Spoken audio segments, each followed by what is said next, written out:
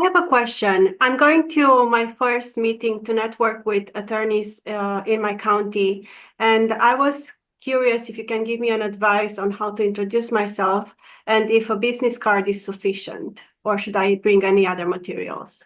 Who goes to attorney networking events that wants to answer that question? Raise your hand, please. I want hands up if you go to attorney networking events like David just went to. So, David, I want your hand up. I And missed her anybody question. I'm else? sorry.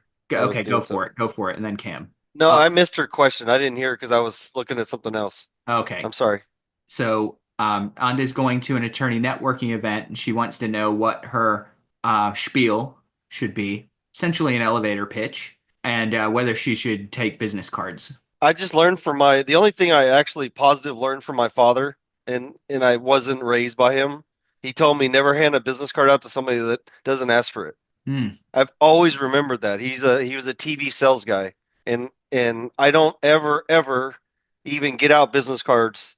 I'll go to events without cards. I'll go with five because I know I don't want to hand out cards to people that don't want them. Yeah. So that's the one advice there. But for the event, for me, for this 2, 3 minutes time I had to introduce myself, I just said who I was. I said I was a broker up front. My intention was to buy and sell homes. That was that first 15 seconds. And then I went into a story about saving a lady's she had three other realtors that tried to sell a house, blah blah blah. It was a ghost mortgage. I solved it for him.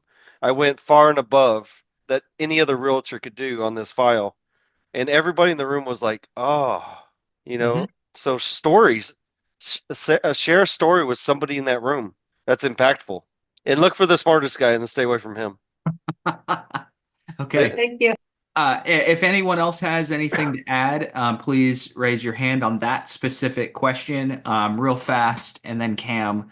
I kind of agree. I don't take business cards that often. I want their phone number, and so I usually go, "Oh man, completely forgot my business cards. Let me find you on LinkedIn. Better yet, put your phone number in here. Maybe we could grab coffee." Okay.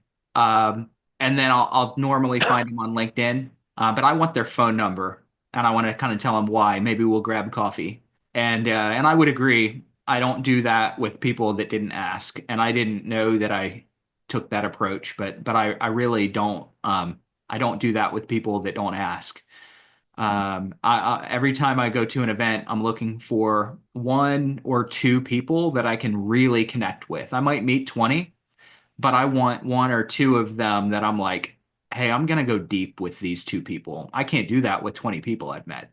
I can do that with one or two. And I'm gonna try to arrange a meeting in the next week with these people, these two.